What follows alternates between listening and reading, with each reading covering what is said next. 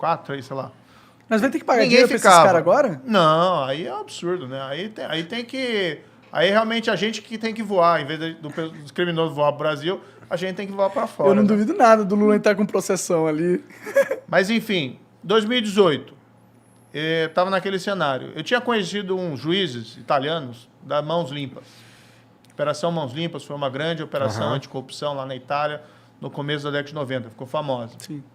Eles estiveram no Brasil, 3 deles, né? Davigo, Percamilo Davigo, Gerardo Colombo e Antônio de Pietro. E todos eles me diziam mais ou menos o seguinte, olha, aquilo foi legal, foi bacana, a gente conseguiu, por um tempo, derrotar a corrupção, e depois o sistema político reagiu. E eu olhava esses caras com aquela semblante de desânimo, sabe?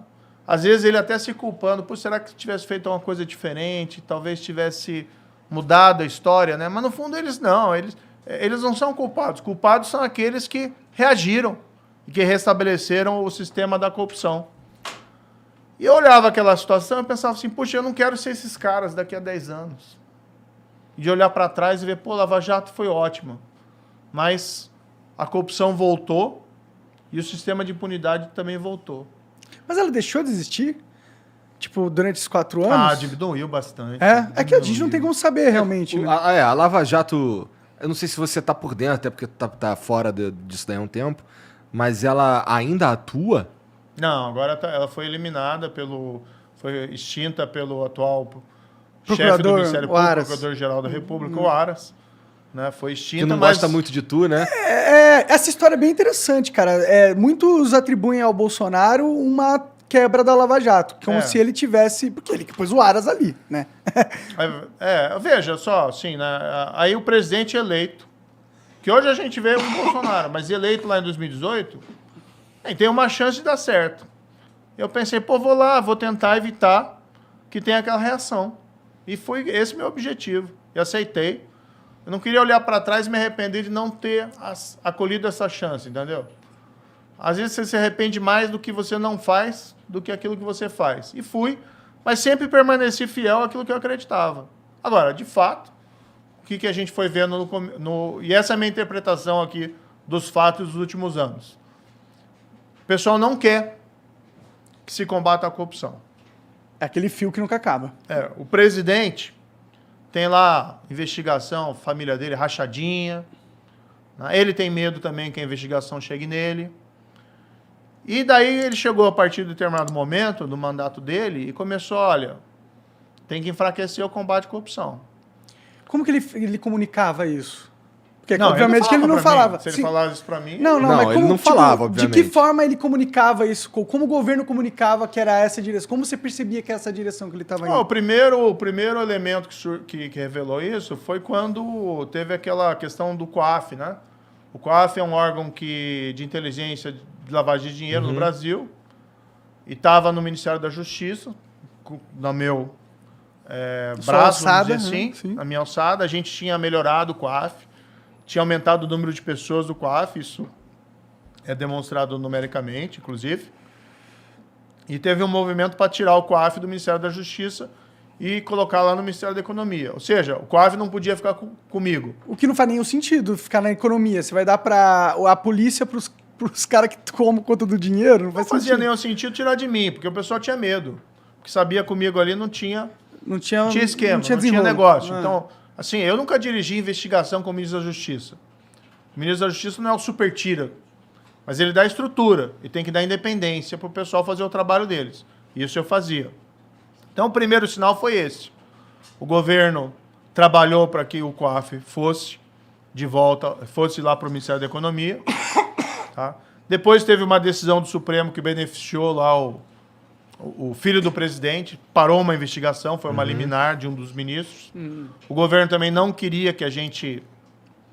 O problema é que essa liminar ela parava todas as investigações de lavagem de dinheiro no país. Né? Parava tudo.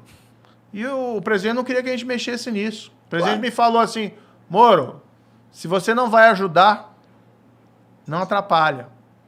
Porque ele não queria, porque eu tinha falado para ele, presidente, essa liminar, até entendo lá o teu processo de investigação do seu filho, mas assim, Para o país ela é um desastre, porque para tudo.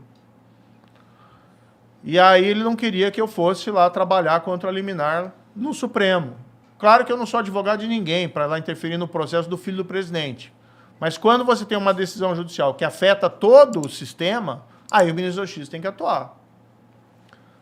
Depois teve aquele projeto, mas depois eu desobedeci isso, para falar a verdade. Não tem como aceitar uma ordem dessa, né? E depois essa liminar caiu, mas ficou lá uns 4 meses parado, os processos, por conta lá, porque não podia prejudicar o filho do presidente, que é um absurdo.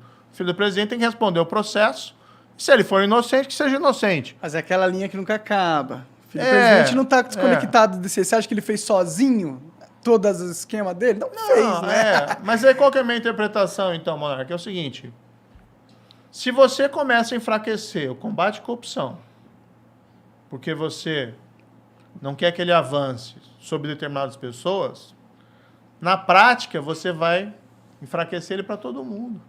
Sim, com Por certeza. que o Lula foi solto? Por que você tem... Hoje ninguém é preso por corrupção no país? Qual que é a última operação que você ouviu falar da Polícia Federal que alguém foi preso por corrupção? Isso acontecia todo dia. Eu sei que tem muitos jovens que assistem o programa de vocês, às vezes não lembram da Lava Jato. Na Lava Jato, todo dia quase tinha operação da PF, autorizada por mim ou por outro juiz. Todo mundo bolado com o japonês da Federal. Que se fudeu depois. Exatamente. Então você tinha lá o pessoal indo preso. E eu acho que isso não é assim, vingar, quer ver as pessoas humilhadas. Não. Você quer ver justiça. Você quer chegar pro teu filho lá na tua casa e falar, filho, roubar é errado. Se você fizer isso, você vai sofrer consequências. O que a gente está ensinando para os nossos filhos? Quando você vê o desmantelamento da Lava Jato, quando você vê o desmantelamento do combate à corrupção, e quando você começa lá a perseguir juiz, procurador, porque eles ousaram se opor a esse sistema de corrupção. Que país que você está criando? Daí o pessoal, o Brasil não cresce porque o ministro da Economia toma a decisão errada, ou o combustível tal. Não, o país não cresce, sabe por quê? Porque a gente não aprendeu que instituições, democracia, lei tem que estar acima de todo mundo. Ou seja, você precisa dar um passo civilizatório. E aí as coisas começam a funcionar. Você começa a gerar confiança, você começa a ter a máquina se mexendo. As pessoas sabem que, por exemplo, se fizer alguma coisa errada, você vai ter as consequências. E aí você para de enganar os outros.